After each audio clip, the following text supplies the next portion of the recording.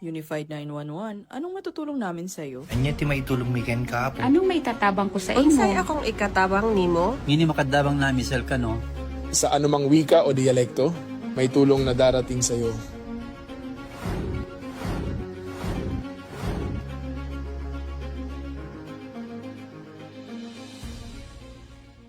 Lilingkod sa bawat Pilipino at magbibigay ng tamang impormasyon para sa tahimik at maayos na Pilipinas. Police News Network, alagad ng batas, tagapagtaguyod ng balitang pulis, sandigan ng mamamayan, patnubay ng katotohanan. Na Kampo Krame, maghahatid ng pinakahuling kaganapan at nagbabagang balita. Ito ang PNN Police News Network. At ngayon, ang inyong mga tagapagbalita. Magandang araw, Bagong Pilipinas. Ngayong araw ng Biyernes, November 7, 2025, ako ang iyong alagad na batas, tagataguyod ng Balitang Pulis. Ako po si Patrolwoman Ara Cassandra Cuncon, maghahatid sa inyo ng tamang balita, kwento ng pulis at serbisyong para sa mamayan. At ito ang PNP News Online, ang pangunahing balita ng Police News Network, alagad na batas, tagataguyod ng Balitang Pulis.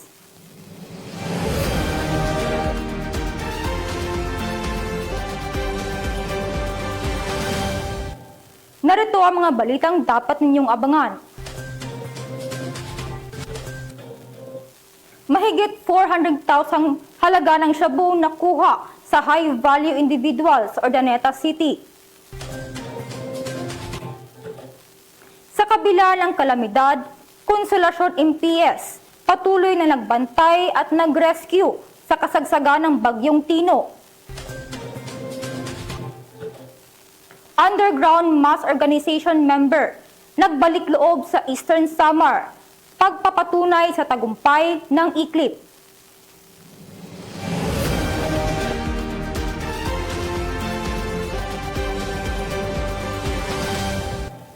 Narito ang mga balitang hatid ng ating PNP correspondent mula sa iba't ibang panig ng bansa.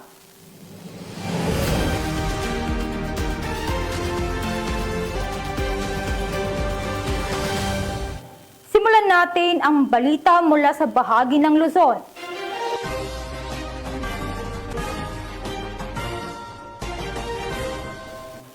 Isang malaking tagumpay ang naitala ng Mountain Province Police Provincial Office matapos nilang maresto ang individual na itunuring na number 2 most wanted person sa provincial level.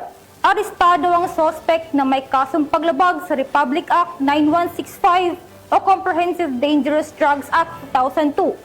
Patunay ito na hindi titigil ang pulisya hanggat hindi masasampahan ang kaso ang lahat ng natatago sa batas. Patrolwoman Jomalyn Kakanindin sa balita. Estado ng Mountain Province PNP ang number 2 most wanted person provincial level sa kasong paglabag sa Section 11 and 12 ng RA 9165 sa Luna, La Union nito lamang Nobyembre taong kasalukuyan. Matagumpay ang operasyon dahil sa pagtutulungan ng mga operatiba sa pangunguna ng Boco Municipal Police Station, katuwang ang Mountain Province Police Provincial Office at ang Police Regional Office 1. Arestado ang akusado sa bisa ng warrant of arrest na inihain laban sa kanya noong ika-29 ng Oktubre taong kasalukuyan sa Bontoc Mountain Province na walang inirekomendang piyansa sa paglabag sa Section 11 ng RA 9165 at may inirekomendang piyansa naman sa paglabag sa Section 12 ng RA 9165. Matapos basahan ng kanyang mga karapatan sa salitang kanyang naiintindihan, dinala ang akusado sa tanggapan ng pulisya para sa tamang dokumentasyon at wastong disposisyon bago i-turn over sa kinauukulang hukuman. Ang matagumpay na operasyon ay patunay sa dedikasyon at determinasyon ng Mountain Province PNP sa kanilang sinumpang tungkulin na mas paigtingin ng kampanya kontra kriminalidad at panagutin ang mga maisala sa batas upang mapanatili ang kaayusan at kapayapaan ng komunidad tungo sa isang bagong Pilipinas. Mula dito sa rehiyon ng Cordillera, ako ang iyong PNN correspondent, Patrolwoman Jomalyn Kakaninding, alagad ng batas, tagataguyod ng Balitang Pulis. Maraming salamat, Patrolwoman Kakaninding. Arestado ang isang individual na tinuring na high-value individual matapos itong mahuli sa isang matagumpay na bypass operation ng pinagsamang puwersa ng pulisya at iba pang ahensya ng Urdaneta City. Nasamsam mula sa sospek ang humigit kumulang 400,000 halaga ng hinihinalang shabu. Yan ang balitang tinutukan ni Police Corporal Mark Anthony Pico. Umabot sa tinatayang 442,000 halaga ng shabu ang nasamsam ng mga otoridad mula sa isang high-value individual sa ikinasang bypass operation sa Barangay Santo Domingo, Urdaneta City, Pangasinan. Naaresto sa operasyon ang isang 54 na taong gulang na massage therapist matapos ang matagumpay na operasyon ng pinagsanib na puwersa ng PDEU Pangasinan PPO, katuwang ang PIU Pangasinan, PIT Pangasinan, RIU-1, RID-1, RPDEU-1, PDEG SOU-1, Urdaneta City Police Station at PDEA Regional Office 1. Nakumpiska mula sa sospek ang humigit kumulang 65 gramo ng shabu na nakalagay sa 5 heat-sealed plastic sachet kasama ang iba pang mga ebidensya. Ang sospek ay kasalukuyang nasa kustudiya ng pulisya at nahaharap sa kasong paglabag sa Republic Act 9165 o Comprehensive Dangerous Drugs Act of 2002. Ayon kay Police Brigadier General Dindo R. Reyes, Regional Director ng PRO1, ito ay bunga ng dedikasyon, sakripisyo at matibay na ugnayan ng ating mga unit at katuwang na ahensya sa patuloy na kampanya laban sa pinagbabawal na gamot. Nananatiling matatag ang PRO1 sa adhikaing mapanatili ang Ilocos Region kung saan mamamayani ang batas, disiplina at kapayapaan. Dahil ang kapulisan ng Region 1 ay maaasahan, malalapitan at mapagkakatiwalaan. Mula dito sa Ilocos Region, ako ang inyong PNN correspondent, Police Corporal Mark Anthony Pico, alagad ng batas, tagataguyod ng Balitang Pulis.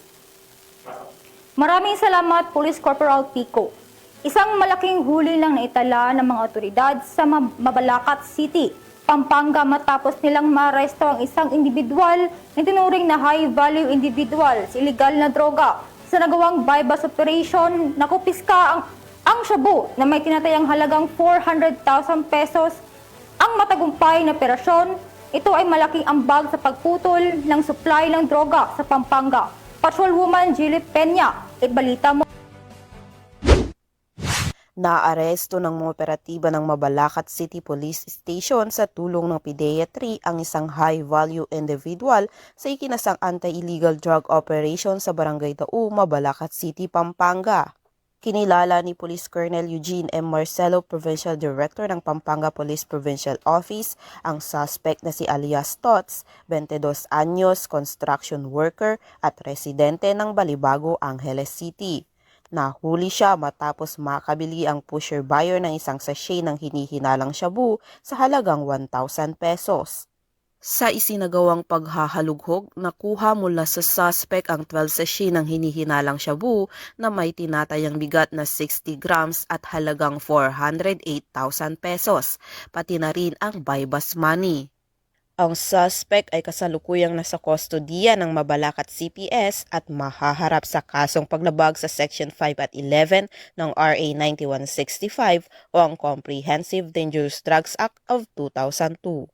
Patuloy ang pinaigting na kampanya ng Pampanga PNP laban sa pinagbabawal na gamot bilang patunay ng kanilang matatag na pangako sa pagpapanatili ng kapayapaan, kaayusan at isang komunidad na ligtas sa anumang banta ng kriminalidad. Mula dito sa Police Regional Office 3, ako ang inyong PNN Correspondent, Patrolwoman Jilly Advincula Peña, alagad ng batas, tagataguyod ng Balitang Pulis. Maraming salamat, Patrolwoman Peña.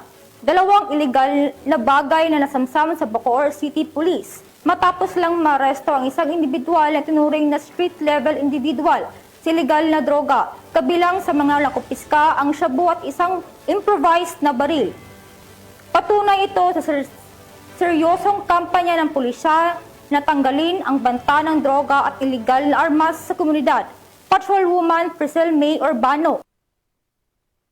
Tagumpay na naaresto ng Drug Enforcement Team ng Bacoor Component City Police Station ang isang street-level individual sa isinagawang buy-bust operation sa Camellia Springville, Barangay Molino 3, Bacoor City. Kinilala ang suspect na si alias Nel, 44 taong gulang at residente ng Bagong Silang, Barangay Queens Row, Central Bacoor City, Cavite.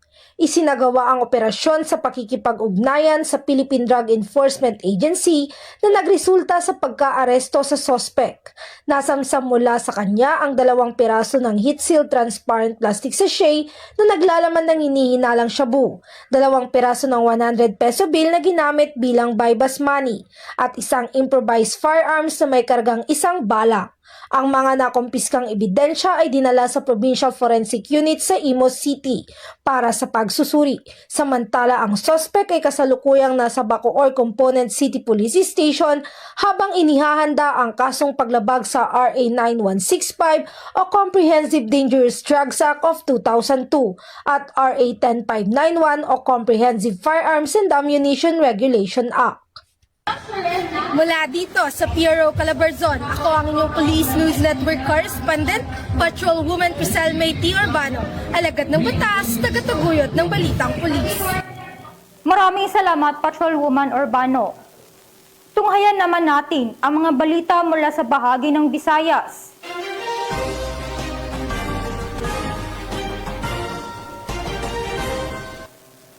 Hindi nagpatinag ang mga pulis sa bantalang kalikasan. Sa halip, buong tapang nilang isinagawa ang mga rescue operation at forced evacuation upang masiguradong ligtas ang mga residente, lalo na ang mga nasa flood-prone at landslide-prone areas ng munisipalidad. Ang galang mabilis at matatag na aksyon ay nagpakita ng diwa ng serbisyo at pananagutan na nagpapatunay na ang Konsolasyon MPS ay nanatiling handa at tapat sa tungkulin sa oras na matinding kalamidad. Patrolwoman Flora May Azares. Nagpakita ng matatag na dedikasyon at malasakit sa kapwa ang mga tauhan ng Konsolasyon Municipal Police Station, Cebu Police Provincial Office sa ilalim ng pamumuno ni Police Lieutenant Colonel Yunel B. Avergonzado, Acting Chief of Police, sa kanilang tuloy-tuloy na operasyon bago, habang at matapos ang pananalasa ng Bagyong Tino. Mula sa paghahanda hanggang sa search, rescue at relief operations, mahigpit na nakipag-ugnayan ang Konsolasyon MPS sa lokal na pamahalaan nito at iba pang ahensya upang matiyak ang kaligtasan ng mga residente at maagap na matugunan ang mga pangangailangan ng komunidad. Sa kabila ng kakulangan sa kagamitan at panganib na dulot ng malakas na ulan at pagbaha, patuloy na nagmumonitor ang mga tauhan sa mga apektadong lugar, tumulong sa mga residenteng nasa peligro, at tiniyak na lahat ng hinaing ng mamamayan ay naiparating sa tamang tanggapan para sa agarang aksyon. Kasabay nito, nanatiling mapayapa ang buong bayan sa pamamagitan ng regular na pagpapatrolya at visibility operations upang maiwasan ang mga insidente ng looting at iba pang kriminal na gawain habang nananalasa ang bagyo. Ang kanilang walang kapagurang serbisyo sa gitna ng sakuna ay patunay ng tunay na diwa ng Philippine National Police na handang maglingkod at magprotekta sa sambayanan anumang oras, anumang sitwasyon. Mula dito sa Central Visayas, ako ay inyong Police News Network correspondent, Patrolwoman Flora May Azares, alagad ng batas, tagataguyod ng balitang pulis. Maraming salamat, Patrolwoman Azares. Isang member ng Underground Mass Organization ang kusang nagbalik loob sa Eastern Samar. Alamin ang buong detalye sa balita. Patrolwoman Maria Elena Singian. Winakasan ang pakikibaka at kusang nagbalik loob sa pamahalaan ng isang miyembro ng Underground Mass Organization sa Barangay Garden, Arteche, Eastern Samar. Ang pagbabalik loob ay resulta ng matagumpay na panawagan at pagsisikap ng mga tauhan ng 801st Maneuver Company Regional Mobile Force Battalion 8 kasamang Provincial Intelligence Team Northern Samar at Regional Intelligence Unit 8. Samantala, nakatanggap naman ang nagbalik loob ng agarang tulong pinansyal at food packs mula sa mga kapulisan. Ang nasabing surrendery ay nasa kustudiya ng 801st Maneuver Company RMFB 8 para sa kanyang posibleng enrollment sa programa ng ating gobyerno na Enhanced Comprehensive Local Integration Program o ECLIP. Ang pagbabalik loob ng dating miyembro ng UGMO ay representasyon ng mga programa ng ating gobyerno sa pagwawakas ng insurhensya at terorismo ay matagumpay na naipapatupad tungo sa pagkamit ng payapa at maunlad na bagong Pilipinas. Mula dito sa Eastern Visayas, ako ang inyong PNN correspondent, Patrolwoman Singian, alagad ng batas, tagataguyod ng Balitang Pulis. Maraming salamat, Patrolwoman Singian. Narito naman ang mga balita mula sa bahagi ng Mindanao.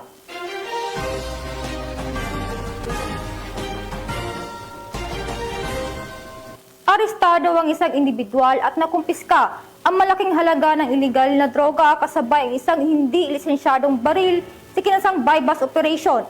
Patrolwoman Rina Celestine Sendrijas sa balita. Arestado ang isang drug suspect sa isinagawang buy-bust operation ng mga kapulisan ng Osamis City Police Station sa Barangay Bacolod, Osamis City, Misamis Occidental. Kinilala ni Police Lieutenant Colonel Harvey Abellanosa, officer in charge ng Osamis City Police Station, ang drug suspect na si alias Alan, lalaki, 43 anyos at residente ng nasabing lugar.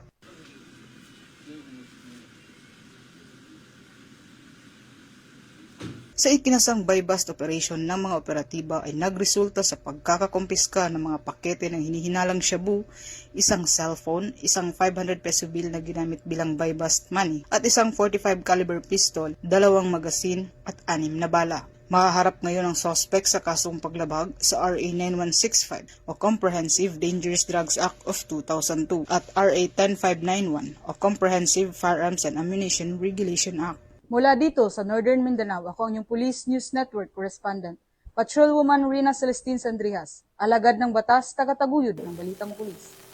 Maraming salamat, Patrolwoman Sendrijas. Empleyado ng paaralan arestado sa pagtutulak ng droga. Ang detalye ng balita ay hatid mo, Patrolwoman Joanna Kawili.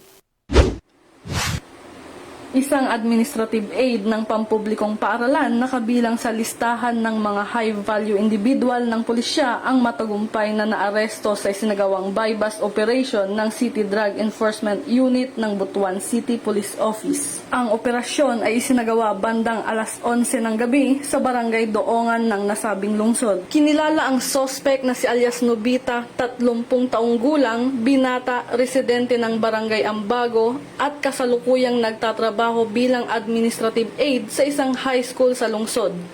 Na-recover mula sa kanya ang 6 na heat-sealed transparent plastic sachet na naglalaman ng hinihinalang iligal na droga. Ang kabuuang bigat ng nakumpiskang shabu ay tinatayang 6 na gramo na may standard drug price na 40,800. Ang suspect ay kasalukuyang nasa kustodiya ng BCPO, CDEU at sasampahan ng kasong paglabag sa Section 5 at 11 ng Article 2 ng Republic Act 9165 o ang Comprehensive Dangerous Drugs Act of 2002. Mula dito sa Police Regional Office 13, ako ang inyong PNN correspondent, Patrolwoman Joanna Kawili, alagad ng batas, tagataguyod ng Balitang Pulis. Maraming salamat, Patrolwoman Kawili. Matagumpay na nasagawa ng Police Regional Office Bangsamoro Autonomous Region ang 4th Quarter National Simultaneous Earthquake Drill 2025 sa Maguindanao del Norte. Patrolwoman Veronica Lagi sa report. Matagumpay na isinagawa ng Police Regional Office BAR sa pangunguna ni Police Brigadier General Jason C. de Guzman, Regional Director, ang 4th Quarter National Simultaneous Earthquake Drill 2025 o NSED sa Salipada kay Pendatun, Parang Maguindanao del Norte. Nito lamang 7 ng Nobyembre taong kasalukuyan. Sa pagkikipagtulungan ng Bureau of Fire Protection BAR at ng Local Disaster Risk Reduction and Management Office, nakatuon ito sa pagpapalakas ng kahandaan at kakayahan sa pagtugon sa sakuna. Ito ay nagpapakita ng tamang pagsasagawa ng duck cover and hold technique na mahalaga upang maiwasan ang mga pinsala sa panahon ng lindol. Kasama rin sa aktibidad ang mga pagsasanay sa post-earthquake scenarios, gaya ng search and rescue operations at medical response upang mapahusay ang koordinasyon ng mga ahensya. Bahagi ang nationwide drill na ito ng mas malawak na kampanya para ihanda ang mga komunidad upang mabawasan ang mga panganib sa lindol at mga posibleng biktima nito. Pinagtibay ng mga pagsasanay ang mga kaalaman at kasanayan ng kailangan para mabisang harapin ang mga sitwasyon ng sakuna. Ang aktibong pagkikilahok ng PROBAR, BFP at iba pang sangay ng gobyerno ay nagpapatunay ng nagkakaisang pagsisikap ng mga ahensya ng gobyerno upang tiyakin ang kaligtasan ng komunidad at kahandaan sa panahon ng emergency situations. Ang aktibong pagkikilahok ng ProBar, BFP Bar at iba pang sangay ng gobyerno ay nagpapatunay na nagkakaisang pagsisikap ng mga ahensya ng gobyerno upang tiyakin ang kaligtasan ng komunidad at kahandaan sa panahon ng emergency situations. Ang inisyatibong ito ay kaakibat ng pambansang pananaw ng bagong Pilipinas tungo sa mas ligtas at mas handang bansa laban sa mga sakuna.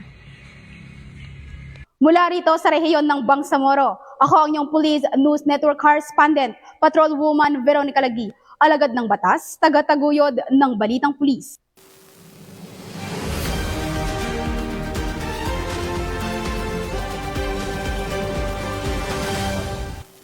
At yan ang nakalap ng ating mga PNN correspondent mula sa iba't ibang panig ng bansa. Mga ka-PNN, 48 days na lang, Pasko na.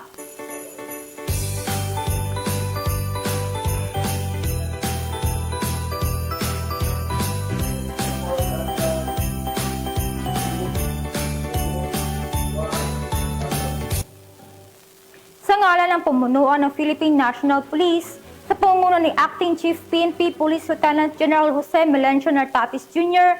at sa pamumuno ni President Ferdinand Bongbong Marcos Jr., kami ay naglilingkod sa bawat Pilipino at magbibigay ng tama at balansing balita. Mula rito sa tanggapan ng tagapag-ugnay ng pambansang pulisya, ako ang iyong alagad ng batas, tagataguyod ng Balitang Pulis. Ako po si Patrolwoman Ara Cassandra Cuncon, maghahatid ng tamang balita, kwento ng pulis at serbisyong para sa mamayan. At ito ang PNP News Online, ang pangunahing balita ng Police News Network. At ito ang bagong PNP para sa bagong Pilipinas.